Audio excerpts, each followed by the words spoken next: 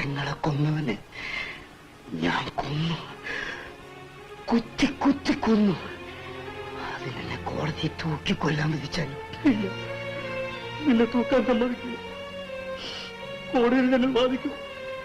അതിനുള്ള ഏർപ്പാടുകളൊക്കെ ചെയ്തിട്ടുണ്ട്. ആര്? കോൺസ്റ്റബിൾ അംസുക്ക. വേണ്ട, അയാളുടെ സഹായം എനിക്ക് വേണ്ട. 10-25 കൊല്ലം ബാപ്പ ആരാണെന്ന് അറിയാതെ വളർന്നവനാണെങ്കിൽ നേരത്തെ അറിഞ്ഞിരുന്നെങ്കിൽ ഞാനെങ്ങനെ ആവില്ലായിരുന്നു കൃഷ്ണകുട്ടി. എന്റെ പകൽ